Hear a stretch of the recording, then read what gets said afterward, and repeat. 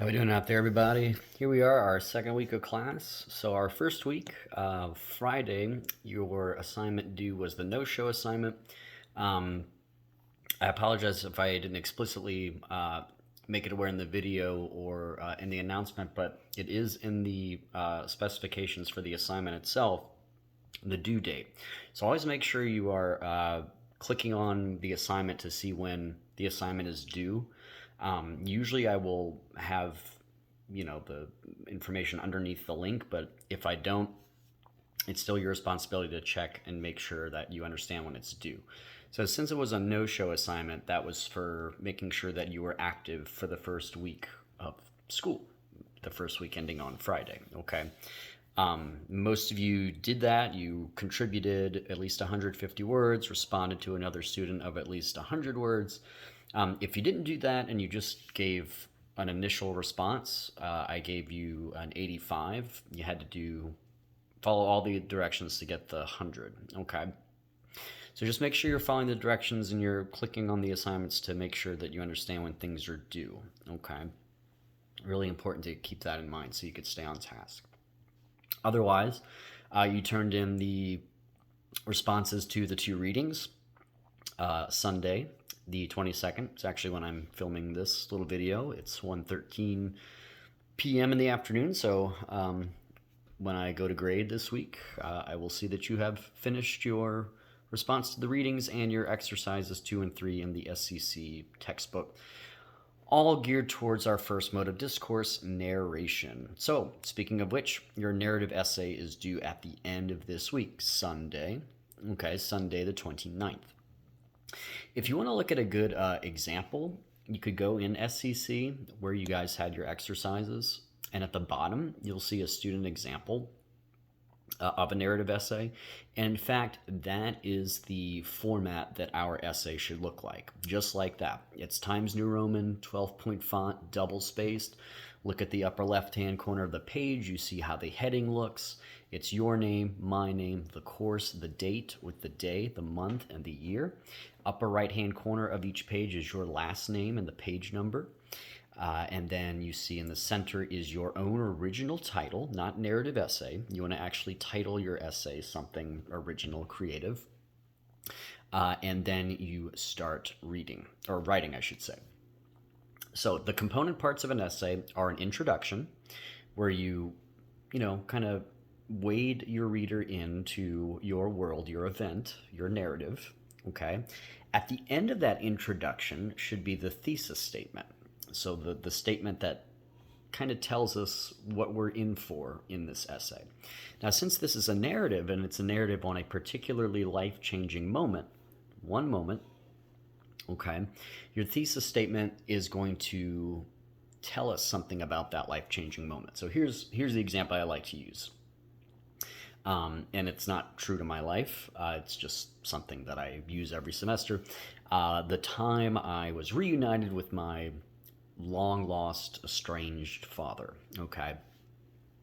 So I can maybe start my essay, my narrative essay, in the very first sentence or two talking about why fathers are meaningful, why it's important that we have a relationship with our father or a father figure. Then I might start talking a little bit about my experience with my father, okay?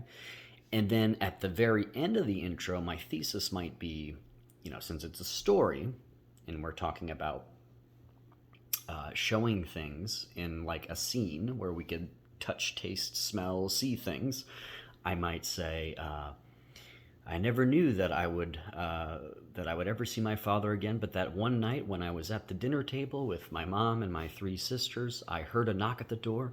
Mom got up, opened the door, and there he was. Okay, that could be my thesis statement.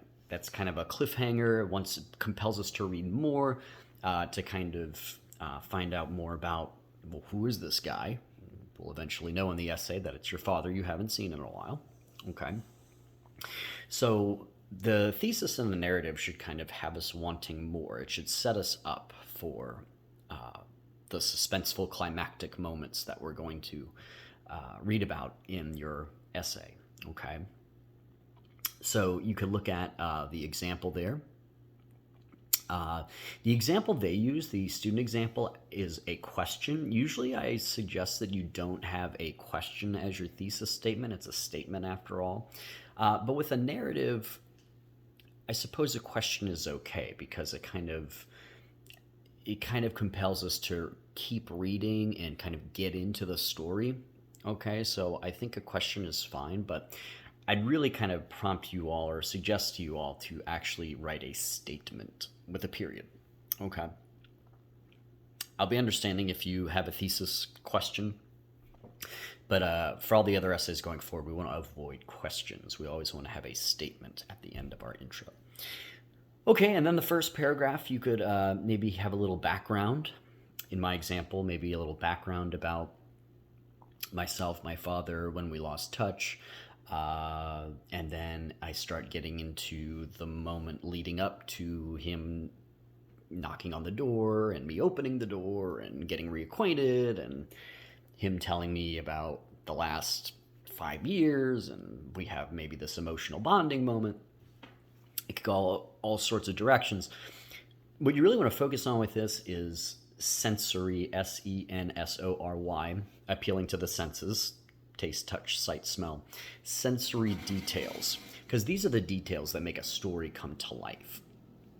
And you might have heard, if anyone's ever critiqued your writing before, your teacher, instructor, coach, whoever might say, show, don't tell.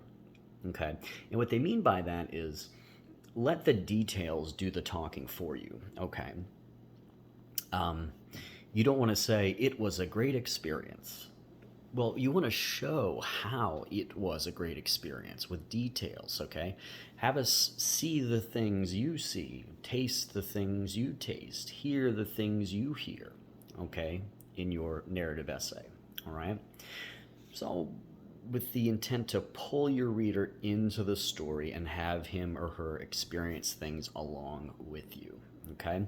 I recommend writing in the present tense as much as you can. That's always a good rule of thumb, unless you have to refer to a past event, of course. You could use the first person pronoun, I, me, my, we, our, us. That's fine in this essay, okay? And basically, you probably have written most of it in the exercises. Exercises 2 and 3 kind of, had you doing some of this groundwork anyway. And make sure, too, that you look at that table of transition words expressing time in the exercises right above exercise 2. It's always a good idea to begin your body paragraphs with transition words. That kind of helps things flow, and it helps your paragraphs interconnect. It helps show us the passage of time from one moment to the next. Make sure each of your paragraphs is about something. Okay, so your first body paragraph might be a little background. Next body paragraph might be about getting reacquainted with your father. Next body paragraph is about the big emotional reveal. And then a conclusion, kind of restating everything that you've already talked about, kind of wrapping everything up in a nice package. Okay. So narrative essay, that's the big thing due at the end of the week, Sunday. That is going to be worth, I think I have that at 15%. Double check the syllabus on that of your overall course grade. The second half of the term, we will be editing our essays. So if you don't do terribly stupendously well, I'm sure you guys will do fine as long as you follow the rules of the format. Okay. And, make sure it's a story with details, and every paragraph is about something. You have a thesis at the end of your introduction, okay? You do all that, you should be fine.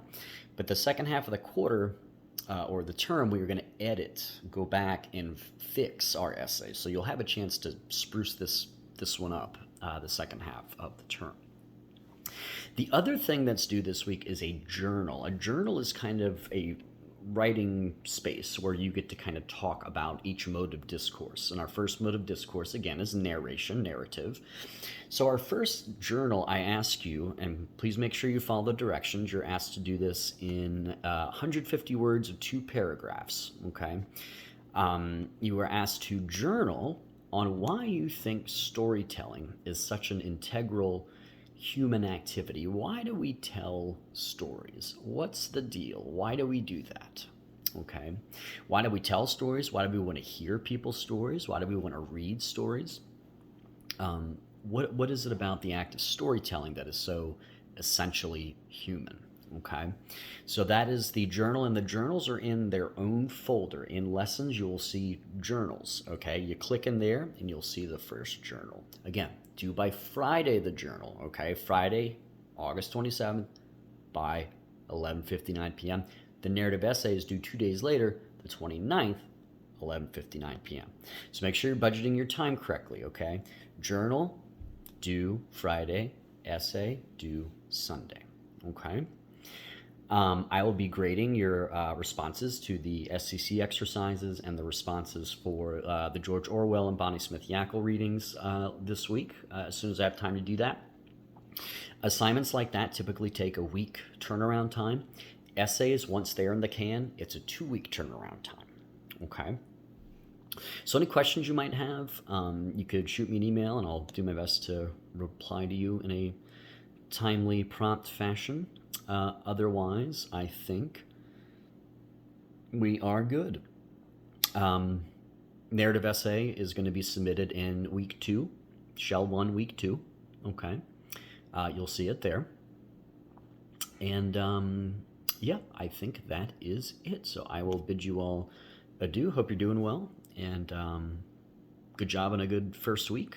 And if you stumbled, didn't do as well on those first assignments as you thought, you're certainly welcome to ask me for any pointers or maybe more of an explanation. I'll do my best to help you. But the thing to keep in mind is it's very early in the term, so you have room, you have space to do better and improve. And so I wouldn't get too discouraged about it. Okay. All right, everybody. Talk to you later. Bye-bye.